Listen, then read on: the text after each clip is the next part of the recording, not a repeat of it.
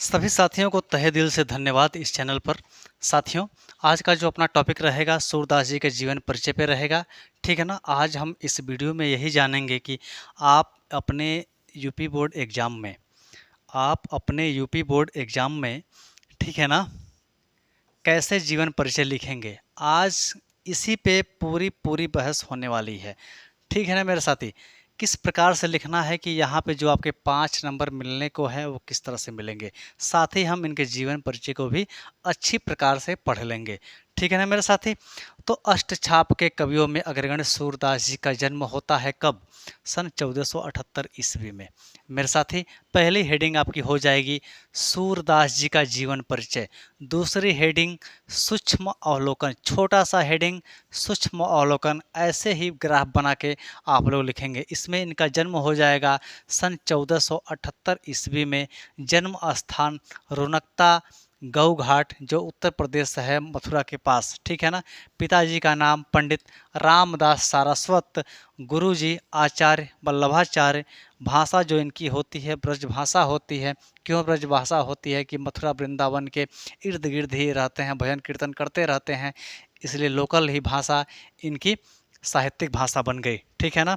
इनका निधन होता है 1583 ईस्वी में। ठीक है ना। प्रमुख रचनाएं सुरसागर, सुरसरावली, साहित्य लहरी। देखिए, सुर से सुरसागर, सुरसरावली और एक याद रख लेंगे साहित्य लहरी। ठीक है ना। पहला हेडिंग सूक्ष्म अवलोकन, ऐसे ही लिखना है परीक्षा में आप लोगों को। ठीक है ना। आगे देखिए,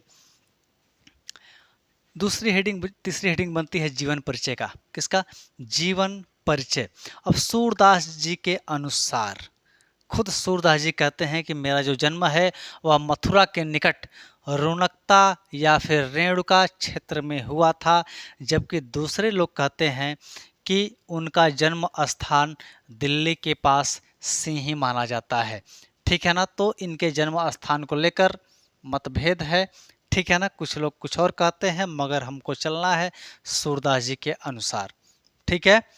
महाप्रभु वल्लभाचार्य जी के अष्टछाप के शिष्यों में सबसे अग्रगण्य हैं, इनको सबसे सर्वाधिक प्रसिद्धि मिली है। ठीक है ना। वे मथुरा और वृंदावन के बीच गऊ घाट पर रहते थे। ठीक है। और क्या करते थे? भजन कीर्तन किया करते थे। किस मंदिर का नाम? श्रीनाथ जी के मंदिर में भजन किया कीर्तन किया करते थे। और सन 1583 में पारसौलिक में इनका निधन हो जाता है।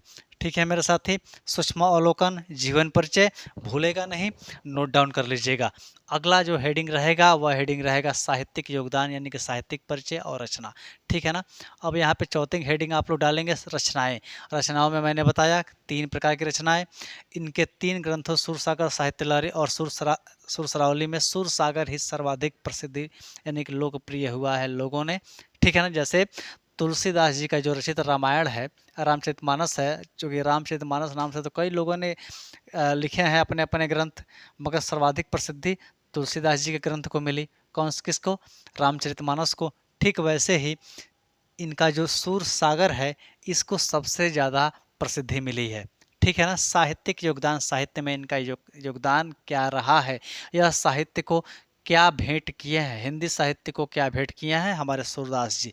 देखिए, खेती और पशुपालन करने वाले भारतीय समाज का दैनिक अंतरंग चित्र और मनुष्य की स्वाभाविक वृत्तियों का चित्रण सूरदास जी अपनी कविता में करते हैं। ठीक है ना। सूर वात्सल्य और श्रृंगार रस के कवि माने जाते हैं।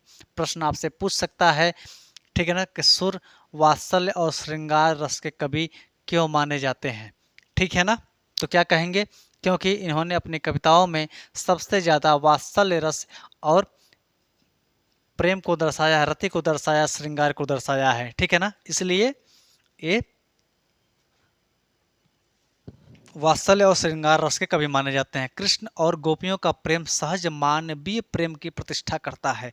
सुर ने मानव प्रेम की गौरव गाथा के माध्यम से सामान्य मनुष्यों को हीनता बोध से मुक्त किया, उनमें जीने की ललक पैदा की। ठीक है ना। इनका साहित्य में यही योगदान है मेरे दोस्त।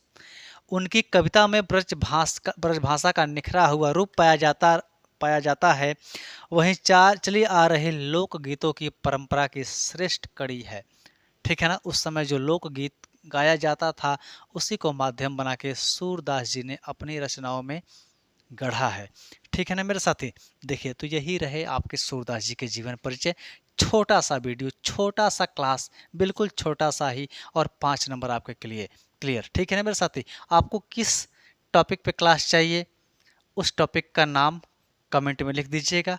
ठीक है ना, मैं उस पर एक क्लास बना लूँगा, ठीक है, ले लूँगा। तो मेरे साथी चैनल पे पहली बार हो तो चैनल को सब्सक्राइब, शेयर, लाइक बिल्कुल बनता है। मैं आप लोगों के लिए मेहनत करता हूँ, तो आप लोगों का भी फर्ज बनता है कि आप लोग मेहनत करें। ठीक है ना, अपने लिए मेहनत करें और इस चैनल के लिए भी मेहनत करते रहें साथियों। चलिए मिलते हैं अगली क्लास में, तब तक के लिए जय हिंद।